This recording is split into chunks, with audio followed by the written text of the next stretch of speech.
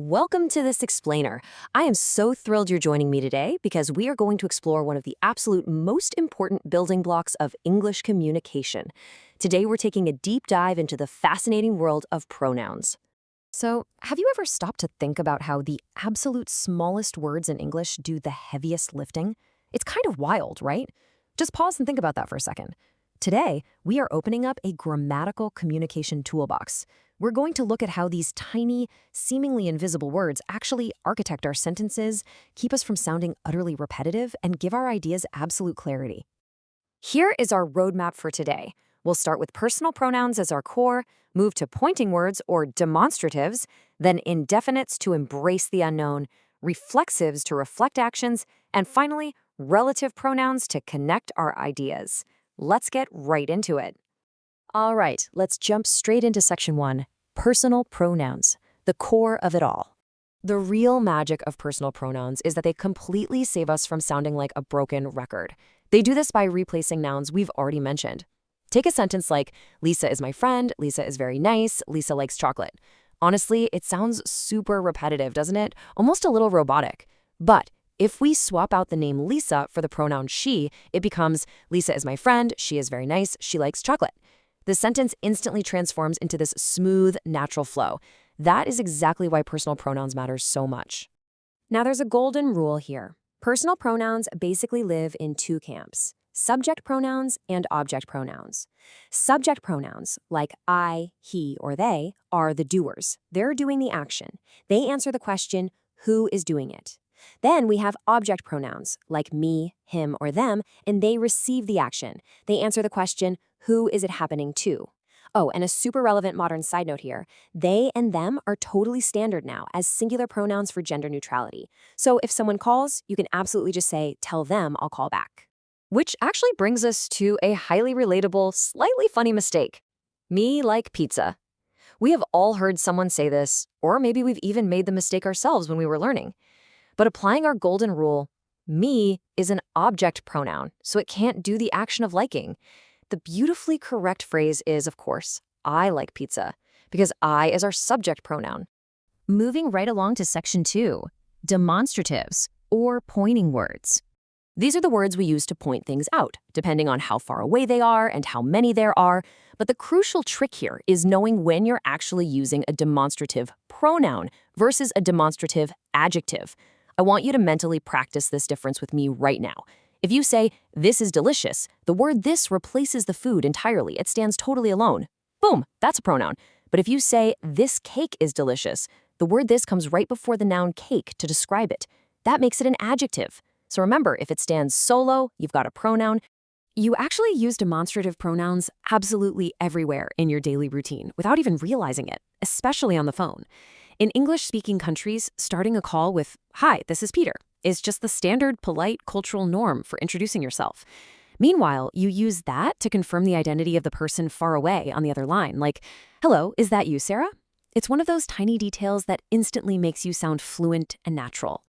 Okay, on to section 3, embracing the unknown with indefinites. Indefinite pronouns are what we use for non-specific amounts or identities, words like somebody, anywhere, or nothing. The core trio we use all the time is some, any, and no. The basic rule really just comes down to what kind of sentence you're building. For a positive, affirmative sentence, you use some, like I want some money. For negative sentences or questions, it's any, like did you buy any bread? And no is kind of a fun one. You actually pair it with a positive verb to create a negative meaning. Think about the phrase, I have no time. But wait, because English loves its quirks, I have a fantastic pro tip for you. There are two major situations where those standard rules completely flip. First off, if you're making an offer or a request and you fully expect the person to say yes, you actually use some in the question. Like, would you like some coffee? Second, you can totally use any in a positive sentence if you mean it honestly doesn't matter which one. For instance, call me at any time, or any student can answer this. Next up, section 4, reflecting actions with reflexives. Think of reflexive pronouns as grammatical mirrors. The absolute must-follow rule here is that they have to perfectly match and reflect back to the exact subject of the sentence. If the subject is doing something to itself, you absolutely need these words. It's I cut myself, not I cut me, or they taught themselves. They literally always reflect back to the doer of the action. But they aren't just for reflecting actions. Reflexive pronouns are incredibly powerful tools for emphasizing a point. Think about a sentence like, the president himself gave the speech. Grammatically, you don't even need the word himself there. The president gave the speech makes total sense on its own. But dropping himself in there adds this massive dramatic stress, making it crystal clear that this very important person did it personally. Now, here's a crucial distinction you will run into all the time. Let's contrast these two ideas. You've got a reflexive action like, I hurt myself, meaning I caused the injury to me.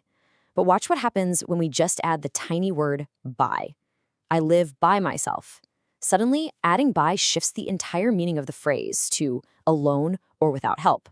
It's a tiny tweak with a massive impact. All right, I'm putting my coaching hat on for a second because we need to talk about one of the most common office mistakes made every single day.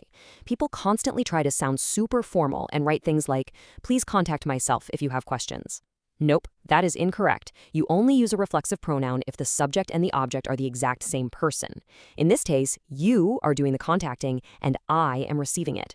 So stick to your regular object pronoun and just say, please contact me if you have questions. And we have made it to section 5, connecting ideas with relative pronouns. This is the final tool in our pronoun box, and these are the true architects of beautiful, elegant sentences. Let's break the foundational rule down cleanly. The choice of your relative pronoun really just depends on what it's referring to. Talking about a person? Use who or that. Like, the woman who lives here is a doctor. Talking about a thing or an animal? Use which or that. Like, the book which is on the table is mine. It's a super simple, perfect rule to memorize. Now lean in for this part because there are a few special cases where the word that isn't just an option, it's absolutely required or strongly preferred. You have to use that after quantity words like all, some, every, and no. Just think of the classic phrase, all that glitters is not gold.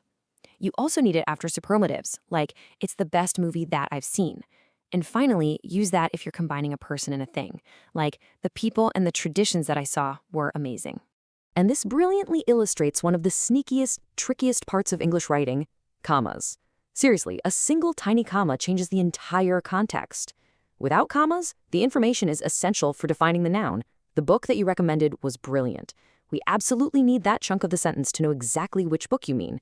But add commas, this book, which you recommended, was brilliant. Now we already know which book we're talking about. The comma just makes the extra part a casual side comment. And just like that, we've wrapped up our toolbox tour. But before you go, I want to leave you with a quick, real-world challenge to solidify your new confidence. Can you look around the room you're in right now and name at least 10 things using demonstrative pronouns? Like, this is a lamp, or those are books. Try it out.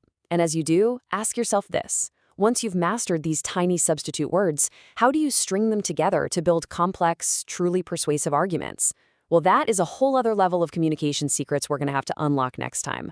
Thank you so much for hanging out with me in this explainer today. Now go practice.